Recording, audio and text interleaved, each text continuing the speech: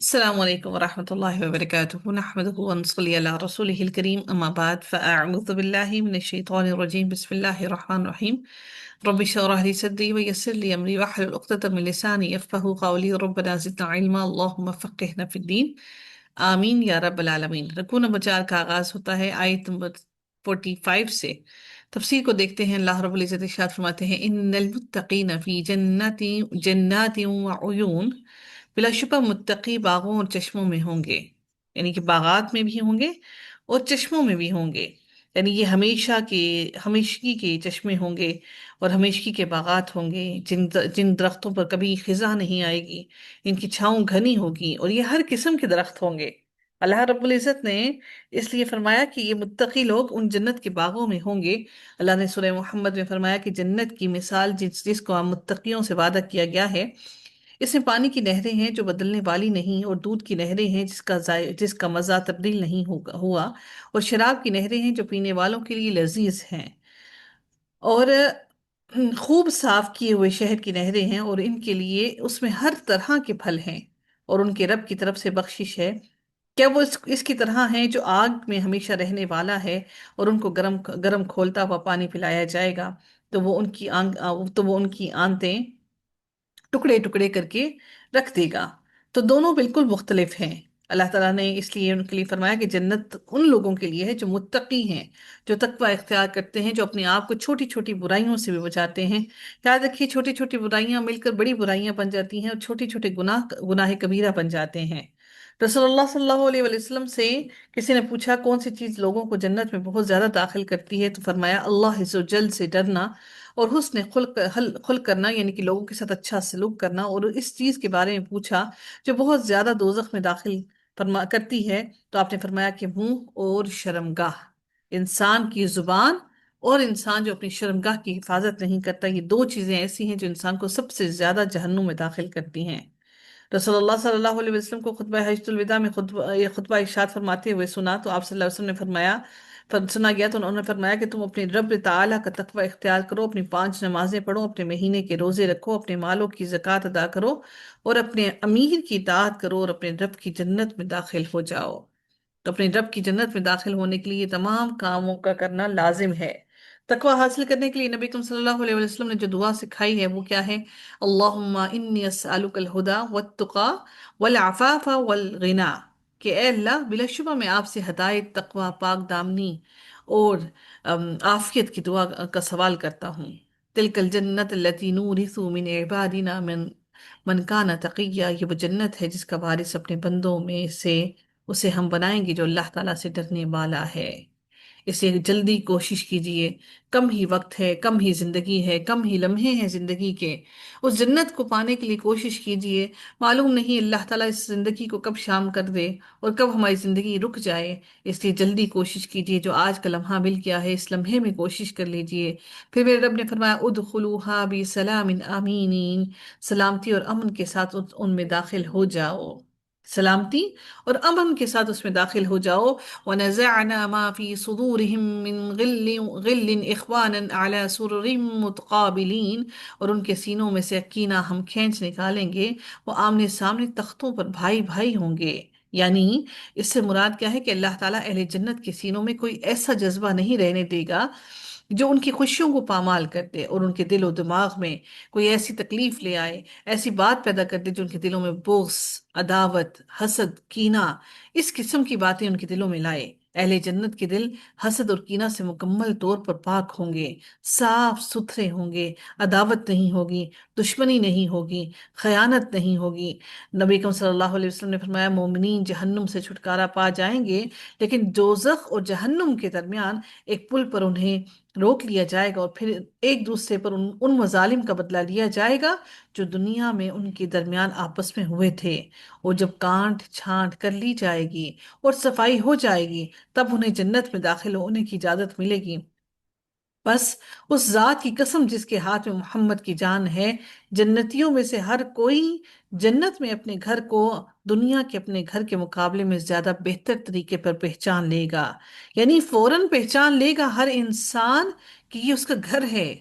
سبحان اللہ، کہ اللہ تعالیٰ اس کو حالانکہ وہ دیکھا نہیں ہے، لیکن نبی کریم صلی اللہ علیہ وسلم نے فرمایا کہ وہ فوراً پہچان لے گا۔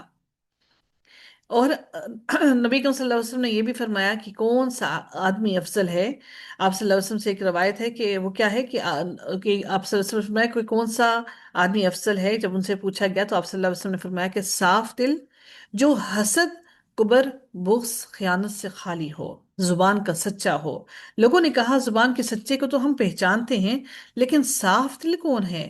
آپ صلی اللہ علیہ وسلم نے فرمایا پرہیزگار، پاک صاف، جس کے دل میں نہ گناہ ہو، نہ بغاوت ہو، نہ بغض ہو، اور نہ ہی حسد ہو، وہ پاک صاف دل کا انسان ہے۔ رسول اللہ صلی اللہ علیہ وسلم نے فرمایا کہ جنتیوں کے دل ایک آدمی کے دل جیسے ہوں گے، نہ ان میں اختلاف ہوگا اور نہ ہی بغض ہوگا۔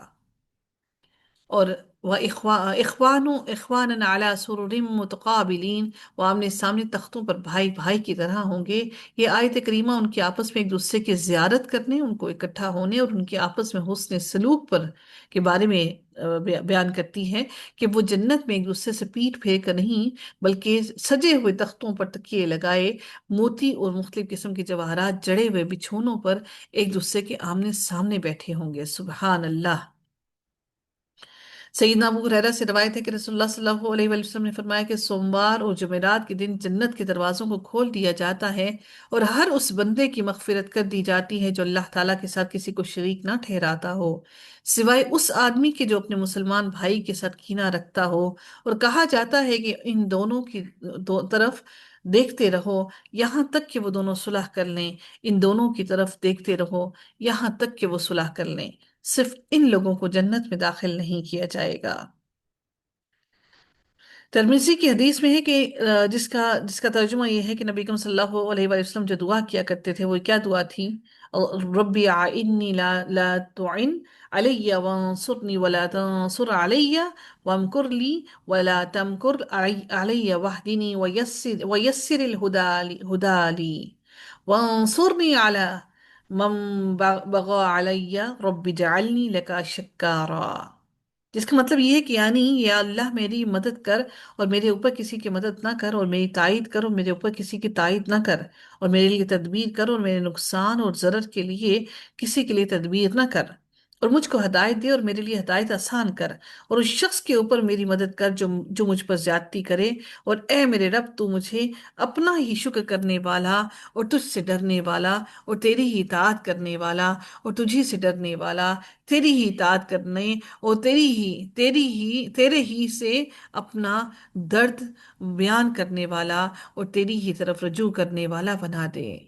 اے میرے رب میری توبہ قبول کر اور میرا گناہ دھو دے، اور میری دعا قبول کر اور میری حجت ثابت کر دے، اور میری زبان کو سیدھا کر دے، اور میرے دل کو ہدایت دے، اور میرے سینے کا حسد نکال دے۔ سبحان اللہ، آمین یا رب العالمین۔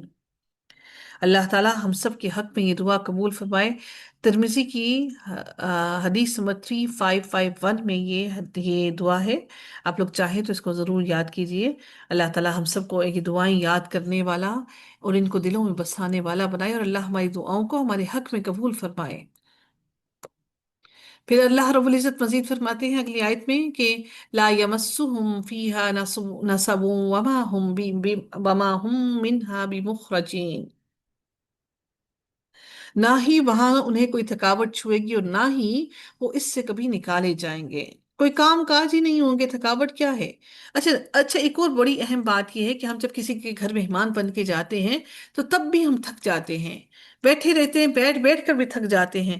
اللہ رب العزت انسان کو تھکاوٹ نہیں دے گا، نہ غم ہوگا، نہ ظاہری تھکاوٹ ہوگی، نہ باطنی ہوگی، بلکہ وہاں پر آرام ہی آرام ہوگا۔ دنیا میں مشقتیں اٹھا لیجئے اس آخرت کے اس آرام کے لیے۔ رسول اللہ صلی اللہ علیہ وسلم نے فرمایا کہ اللہ تعالیٰ نے مجھے یہ حکم دیا ہے کہ میں خدیجہ کو جنت میں ایسے گھر کی بشارت دے دوں جو موتیوں سے بنا ہو، اس میں نہ کوئی شور و غل ہوگا اور نہ ہی کوئی تھکان ہوگی۔ سبحان اللہ۔ اللہ تعالیٰ ہمیں بھی وہ جنتیں عطا فرمائے۔ نبی اکرم صلی اللہ علیہ وسلم نے فرمایا جب جنت والے جنت کی طرف چلے جائیں گے اور دوزخ والے دوزخ کی طرف چلے جائیں گے تو پھر موت کو جنت اور دوزخ کے درمیان لایا جائے گا اور پھر اسے ذبح کیا جائے گا۔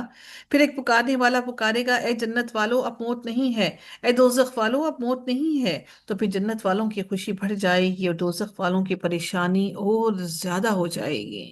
اب موت نہیں، اب کیا کریں گے؟ پھر اللہ رب العزت نے فرمایا، نبی سوری نبی عبادی انی انا الغفور الرحیم، آپ میرے بندوں کو بتا دیں، بلا شبہ میں بے حد بخشنے والا اور بے حد رحم کرنے والا ہوں، میرے متی بن جائیں، میرے پیروکار بن جائیں، میری اطاعت کرنے والے اطاعت گزار بن جائیں، میں بے شک بڑا بخشنے والا، بڑا ہی رحم کرنے والا ہوں۔ اللہ تعالیٰ نے اپنی رحمت کا ذکر کر دیا کہ اللہ رب العزت بڑا ہی رحم کرنے والا، بڑا ہی بخشنے والا، بڑا ہی مہربان ہے۔ کوئی ہے جو اس کی طرف پلٹ کر جائے؟ کوئی ہے جو اس سے مغفرت طلب کرے؟ کوئی ہے جو اپنے گناہوں پر پشیمان ہو؟ کوئی ہے جو اپنے رب سے معافی مانگے اور اللہ تعالیٰ اس کو بخش دے؟ پلٹ آؤ اس رب کی طرف جو غفور ہے۔ اللہ نے کہا انا الغفور الرحیم، میں بخشنے والا رحم کرنے والا ہوں، لیکن اللہ نے یہ بھی فرما دیا وَأَنَّ عَذَابِي هُوَ الْعَذَابُ الْأَلِيمُ، اور یقیناً میرا عذاب وہ دردناک عذاب ہے، سخت عذاب ہے۔ رب العزت نے فرمایا سورہ فجر میں کہ فَيَوْمَئِذٍ لَا يُعَذِّبُ عَذَابَهُ أَحَدٌ وَلَا يُوثِقُ وَثَاقَهُ أَحَدٌ، اس دن اللہ تعالیٰ کے عذاب جیسا کوئی عذاب نہ دے گا، اور نہ ہی اس کے باندھنے جیسا کوئی باندھے گا۔ اللہ تعالیٰ ایسا باندھے گا کہ پھر اس کے باندھنے سے کوئی بھاگ نہ سکے گا، کتنی ہی کوئی کوشش کیوں نہ کر لے، کتنا ہی کوئی بھاگ کیوں نہ لے، لیکن اللہ تعالیٰ کے عذاب سے پھر کوئی نہ بچ سکے گا۔ نبی کریم صلی اللہ علیہ وسلم نے فرمایا اگر ایمان والا اللہ تعالیٰ کی غضب اور عذابوں سے پوری طرح واقف ہوتا تو اس کے دل سے جنت کی تما ہٹ جاتی، یعنی وہ صرف عذابوں اور اللہ کے غیظ و غضب سے بچنے کے لیے کوشاں رہتا۔ اگر کافر اللہ تعالیٰ کی نعمتوں اور رحمتوں کو جان لیتا تو کبھی بھی نا امید نہ ہوتا۔ نبی کریم صلی اللہ علیہ وسلم نے یہ بھی فرمایا کہ اللہ عز و جل فرماتا ہے جس نے ایک نیکی اس کے لیے جس کی ایک نیکی کی اس کے لیے 10 گنا اجر ہے، یا اس سے بھی زیادہ میں دوں گا۔ جو مجھ سے ایک بالشت، اللہ عز و جل نے کیا فرمایا کہ جو مجھ سے ایک بالشت کے برابر نیکیوں کے ذریعے سے قریب ہوگا میں اس سے ایک ہاتھ قریب ہوں گا، اور جو مجھ سے ایک ہاتھ قریب ہوگا میں اس سے 2 ہاتھ قریب ہوں گا۔ جو میرے پاس چل کر آئے گا میں اس کی طرف دوڑتا ہوا ہوں گا، اور جو مجھ سے زمین بھر برائی لے کر ملے گا لیکن وہ میرے ساتھ کسی کو شریک نہ ٹھہراتا ہو تو اسی قدر میں اس سے اسی قدر بخشش کر کے ملوں گا۔ سبحان اللہ! اللہ کے ساتھ شریک نہ ٹھہرانا، اللہ تعالیٰ کو واحد ماننا، اور اپنی ہر تکلیف، بیماری، پریشانی، ہر چیز کے لیے اپنے رب کو پکارنا۔ آپ کے بچے نہیں سنتے، اللہ کو پکاریے، بات نہیں سنتے، اللہ کو پکاریے، پڑھتے نہیں ہیں، اللہ کو پکاریے، اگر تابیدار نہیں ہیں اللہ کو پکاریے، کسی پریشانی میں ہے اللہ کو پکاریے، وہ اچھے گریڈز نہیں لے رہے اللہ کو پکاریے۔ سب کچھ میرے رب نے کرنا ہے، دلوں کو بدلنا میرے رب نے ہے۔ میاں بیوی کے تعلقات اچھے نہیں ہیں، اللہ کو پکاریے، گھر میں بہو کے ساتھ تعلقات اچھے نہیں ہیں، اللہ کو پکاریے۔ دنیا سے انسان سے شکوے کس طرح کر سکتے ہیں؟ کیونکہ انسان کی تو بس میں کوئی چیز ہے نہیں، انسان تو کچھ کرنے پر قادر نہیں۔ جو چاہیے، جو کرنا ہے وہ میرے رب نے کرنا ہے، جو چاہیے وہ اپنے رب سے مانگیے، اور پھر رب سے مانگ کر اس پر توکل کر لیجئے کہ یہ میرے رب نے دینا ہے، وہ عطا کرے گا۔ اگر وہ یہ نہیں عطا کرے گا تو اس سے بہتر نہیں بلکہ بہترین عطا کرے گا۔ اس توکل سے مانگیں گے تو کبھی ہو نہیں سکتا کہ خالی ہاتھ لوٹ کر آئیں۔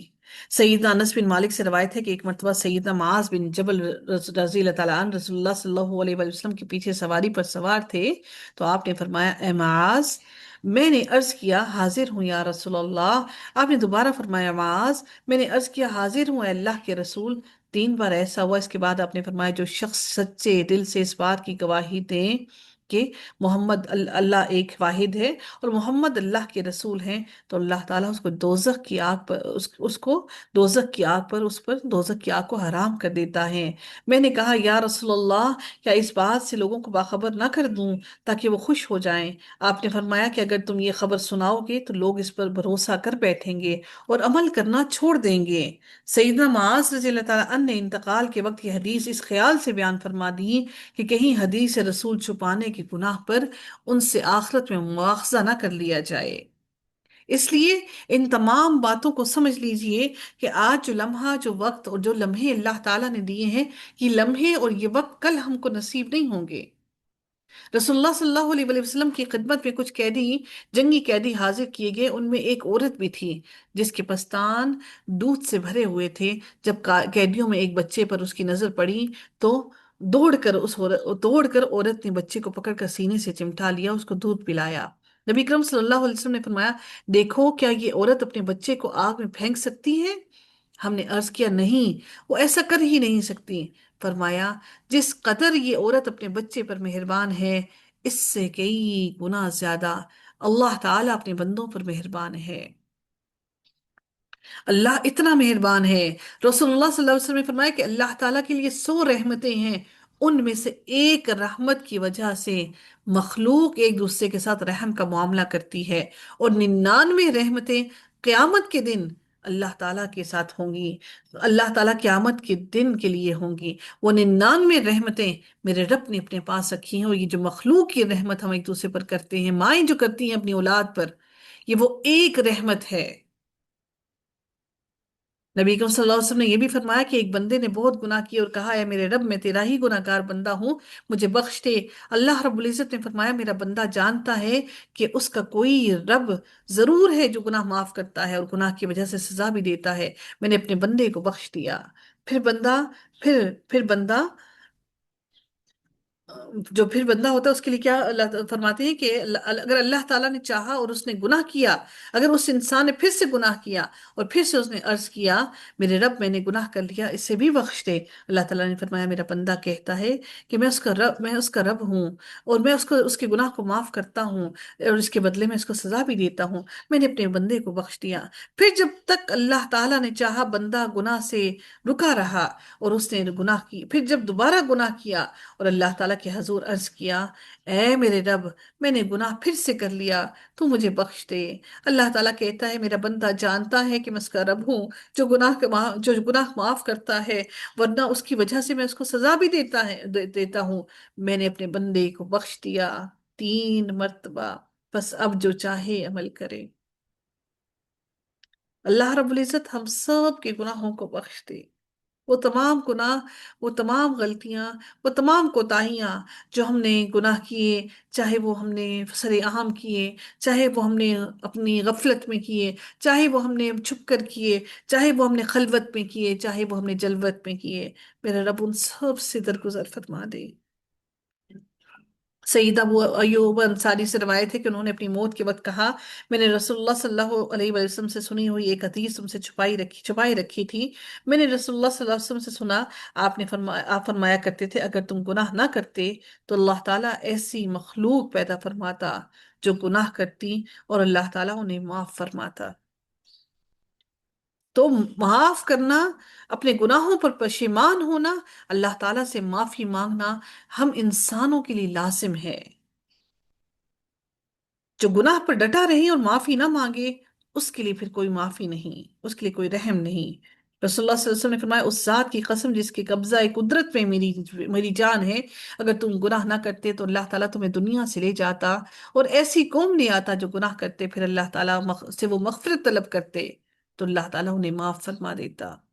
اللہ سے معافی مانگنا بہت لازم ہے۔ کوئی انسان یہ سمجھے کہ میرے گناہ اتنے زیادہ ہو گئے، ہم کیسے معافی مانگیں، اللہ کیسے معاف کرے گا؟ تو سمندر کی جھاگ کے برابر بھی اگر گناہ ہو تو اللہ اس کو بھی معاف کر دے گا۔ وَنَبِّئْهُمْ عَنْ ضَيْفِ إِبْرَاهِيمَ، اصل بات کیا ہے کہ اللہ نے ہدایت عطا کر دی۔ اصل بات کیا ہے کہ اللہ نے اپنے رستے کے لیے چن لیا۔ اصل بات کیا ہے کہ اللہ تعالیٰ کی طرف پلٹ آئے اور اس سے معافی مانگ لی۔ پھر میرے رب نے اگلی آیت میں مزید ارشاد فرمایا، وَنَبِّئْهُمْ عَنْ ضَيْفِ إِبْرَاهِيمَ، اور آپ ان کو ابراہیم کے مہمانوں کے بارے میں خبر دیں، وہ جو فرشتے آئے ان کی بات کی جا رہی ہے۔ اِذْ دَخَلُوا عَلَيْهِ فَقَالُوا سَلَامًا، جب وہ اس کے ہاں داخل ہوئے تو انہوں نے سلام کیا، قالا، تو انہوں نے کیا کہا، ان منکم وجلون، یقیناً ہم تم سے ڈرنے والے ہیں۔ ابراہیم علیہ السلام نے کہا، قالا، حضرت ابراہیم علیہ السلام نے کہا کہ یقیناً انا منکم واجلون، یقیناً ہم تم سے ڈرنے والے ہیں۔ قالو، انہوں نے کہا، لا توجل انا نبشرک بغلام علیم، تو ہم سے نہ ڈر، بلا شبہ ہم آپ کو صاحب علم لڑکے کی خوشخبری دیتے ہیں۔ قالا، یعنی کہ بیٹے کی، اس وقت ان کی اولاد نہیں تھی، تو انہوں نے پھر ان کو بیٹے کی خوشخبری دی۔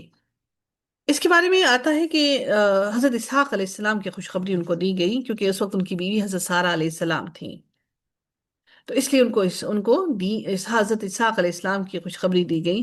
پھر انہوں نے مزید فرمایا، قالا ابشرتمونی علی ام مسنی الکبر فبما تبشرون، ابراہیم علیہ السلام نے کہا، کیا تم مجھے خوشخبری دیتے ہو جبکہ مجھے بڑھاپا آ پہنچا، تو تم کس چیز کی خوشخبری دیتے ہو کہ اس بڑھاپے کی حالت میں مجھے کیسے اولاد ہوگی؟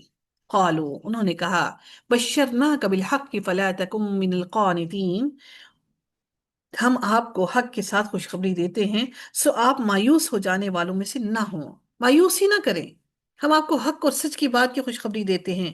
قالا، پھر فرمایا، قال ومن قال ومن يقنط من رحمة ربه إلا الضالون، انہوں نے پھر مزید کیا فرمایا؟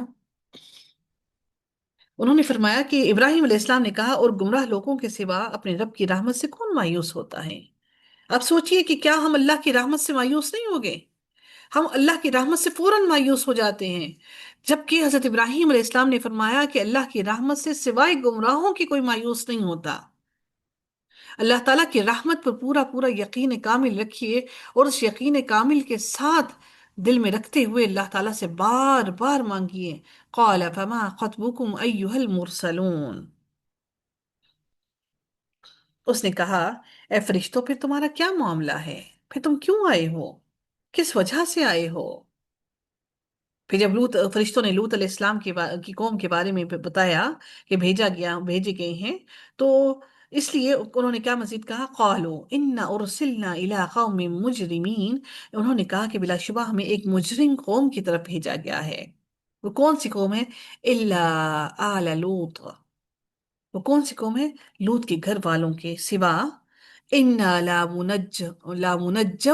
لامنجوہم اجمعین، لوط کے گھر والوں کے سوا بے شک ہم ان سب کو ضرور بچانے والے ہیں، صرف ان کو بچائیں گے، لوط علیہ السلام کے اہل والوں، باقی سب کو نیست و نابود کر دیں گے، لیکن ان کی بیوی کے لیے کہہ دیا، الا امرأته قدرنا انها لمن الغابرین، اس کی بیوی کے ماں سوا ہم نے مقدر کر دیا ہے کہ بے شک وہ یقیناً پیچھے رہ جانے والوں میں سے ہوگی۔ غابرین، پیچھے رہ جانے والوں میں سے، یعنی جو غبار اٹھتا ہے نا، جو ڈسٹ اور غبار اٹھتا ہے تو ہم آگے چلتے ہیں اور پیچھے پیچھے ڈسٹ اٹھتی ہے، تو انہوں نے کہا کہ وہ پیچھے رہ جانے والوں میں سے ہے، وہ ان لوگوں کے ساتھ شامل ہوگی جن کو اللہ نے ہدایت نہیں دی۔